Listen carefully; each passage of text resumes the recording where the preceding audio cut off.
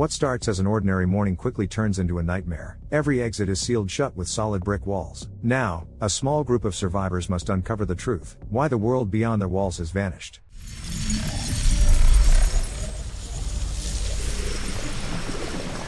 At 6 a.m., Tim wakes up to the sound of his wife packing her things. She's planning to leave him. They've been married for 7 years, but after suffering a miscarriage, they drifted apart. Tim, a programmer, buried himself in creating video games and avoided confronting their problems. Olivia, desperate to find a way forward, quit her job and bought a van to travel the world. She wanted a fresh start, but Tim wasn't ready to give up his job or the life they'd built. Realizing they had completely different views on their future, Olivia made the painful decision to end their marriage and move on for good. But the moment she opens the front door, they both freeze. Standing before them is a solid black brick wall, completely blocking their way out. Olivia assumes it's some absurd prank or a desperate attempt by Tim to keep her from leaving, though Tim swears he has nothing to do with it. They check every window, and it's clear, they're trapped. No cell service, no internet, and the wall is unbreakably strong, locking them inside. Tim holds his phone up to the wall and notices a strange reaction, but he can't figure out what it means. Olivia, an architect by trade, studies the wall closely. It's unlike anything she's ever seen, no cement, no carbon fiber, something entirely unfamiliar and alien. She grabs every tool they have to try and break through and asks Tim to help, but the wall refuses to give. Their drill overheats just by touching the surface, leaving no mark. When Tim tries drilling near the door, the drill quickly hits another layer of the same eerie black brick. The wall is baffling. Who built it? Why? And when?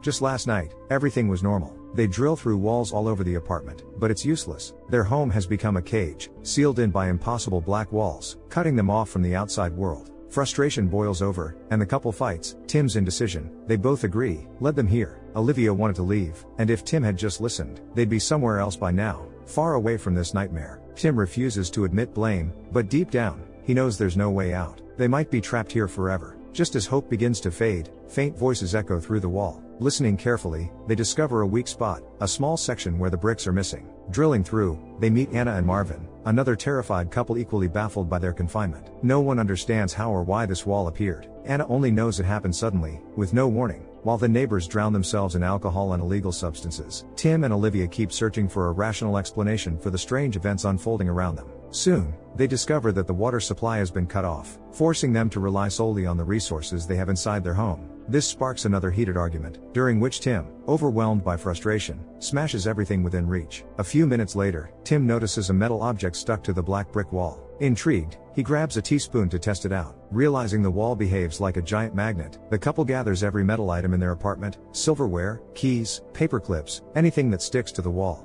After covering nearly the entire surface, Tim and Olivia spot 4 spots where the magnetic pull is noticeably stronger. Hoping to interact with the wall, Olivia places all the metal objects on those points. Suddenly, the keys, coins, and utensils begin to rattle as if the wall itself is vibrating in response. Realizing this might be dangerous, Tim tells Olivia to lie down on the floor. Shielding her with his own body, he pushes her down just as hundreds of metal objects fly off the wall like bullets. Tim immediately feels pain and dizziness. Dozens of metal shards have embedded themselves in his back. Though he saved Olivia, he's severely wounded and bleeding badly. Acting swiftly, Olivia pulls the keys and shards from his wounds, treating and stopping the bleeding. Shortly after, the couple hears their neighbors yelling and causing a violent disturbance. Concerned but unsure what's happening, Tim and Olivia head next door, armed with pepper spray and a baseball bat for protection. They find Anna unconscious on the floor. As they try to help, Marvin suddenly attacks them in a furious rage. Together, Tim and Olivia manage to restrain him, but Anna defends her husband, insisting he isn't dangerous and didn't mean to harm anyone. She explains he's under the influence of drugs and alcohol, causing him to act irrationally. Still cautious, Tim and Olivia temporarily bind Marvin's hands with duct tape.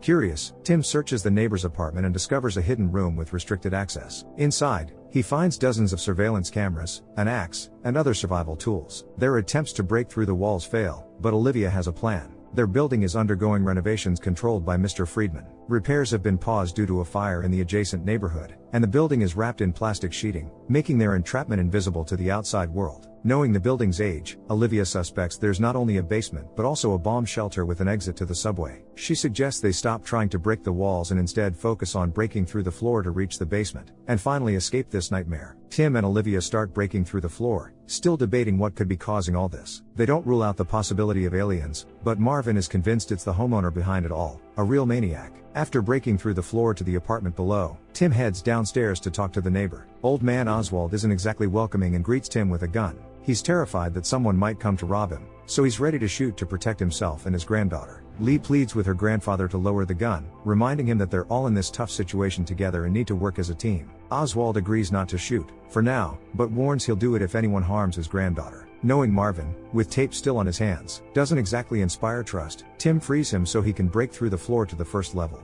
Lee insists the wall appeared instantly, she didn't see anyone build it or do anything to cause it. At one point, Tim spots a smoke detector and discovers a hidden camera inside. Realizing these detectors belong to Friedman, he checks more and finds they all have cameras. Now they're left with two options. Either Friedman is a disturbed voyeur spying on his neighbors, or this whole situation is some twisted game he's orchestrating, with them as unwilling players, like characters in Squid Game. Determined to find out the truth, the group decides to break into Friedman's apartment, which is right next door to Oswald's. After smashing through the wall, Tim and Marvin slip inside and start searching. They soon find Friedman, but not only is he dead, he's missing both hands. Tim finds some strange photos of the wall on Friedman's phone but can't figure out how they might help them escape. Marvin loses his composure and keeps breaking through the floor until a concrete slab collapses, and they both fall down. Lee and Oswald are supposed to follow, but Oswald refuses. He believes he's too old and doomed, wanting his granddaughter to escape alone. Lee won't leave him behind and insists he come with the group, no matter how hard it is. When everyone finally reaches the first floor, they're met by Yuri, Anton's best friend, who came to stay with him for a few days. Yuri insists the wall is a shield designed to protect them from chemical or biological attacks. He's convinced it's a high-tech barrier meant to keep them safe from every possible threat, even alien invasions, but the others remain skeptical. Soon, they discover Anton is dead. He got too close to the wall, his implant malfunctioned, and his heart stopped. Anton had been a researcher trying to find a way out. He left behind countless recordings but never managed to destroy the wall or find any weakness. Yuri urges them to stop fighting it and stay put since leaving the wall's protection would be fatal.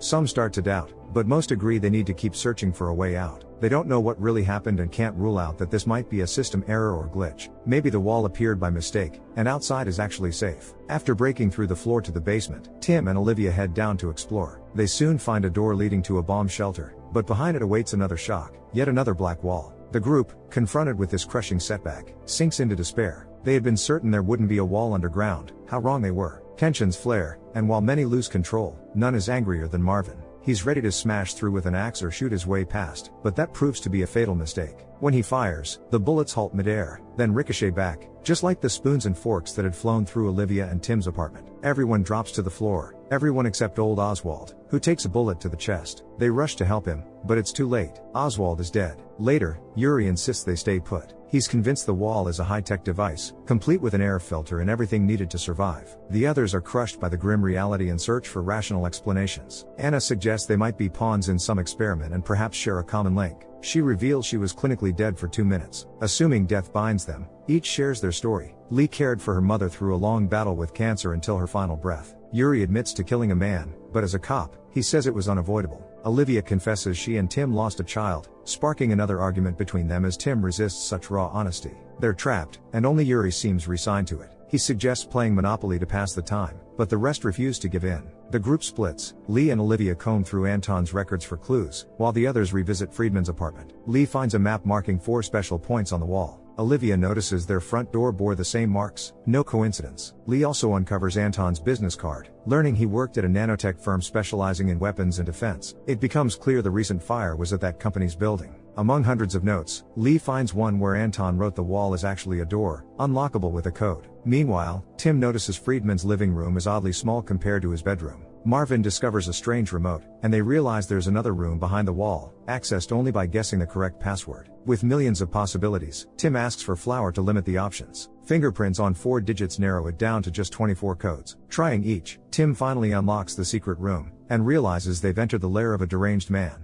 Friedman truly was a voyeur, spying on his neighbors all this time. Watching night footage, the survivors see the wall materialize instantly, like a force field sealing the house. As they dig deeper, Tim notices Anton didn't die near the front door. As Yuri claimed, his body lies in the hallway. Lee approaches the corpse and spots strangulation marks hidden beneath Anton's scarf. She realizes Yuri is the killer, but it's too late to cry out. He's standing right behind her. Tim and the others watch the footage again, confirming Anton had opened the mysterious door, but it was all in vain. Yuri broke into his apartment and strangled him to ensure no one could ever escape. Marvin was the first to head downstairs and caught Yuri burning Anton's notes. Earlier, Yuri had already destroyed the scientist's laptop and phone, and now all the records were turning to ash. When Marvin realized Yuri had also killed Lee, he lunged at him, sparking a fierce fight. The others rushed to help, and together they managed to overpower the madman and tie him up with duct tape. Soon after, they interrogated Yuri to find out why he killed Anton. Yuri claimed the wall was a defense mechanism against outside threats. Anton had tried to open it, naively believing it was a glitch or mistake, but Yuri was convinced otherwise. Leaving the house was deadly, and he was willing to do whatever it took to keep everyone trapped, even if it meant using violence or killing. Knowing Anton had already opened the door and Lee was close to unraveling the mystery, Anna reviewed the surveillance footage. Spotting something unusual, she called the others over. Tim, a programmer and computer whiz, was the only one who could see the logic behind Anton's actions. Realizing the scientist had programmed the phone, Tim decided to try the same.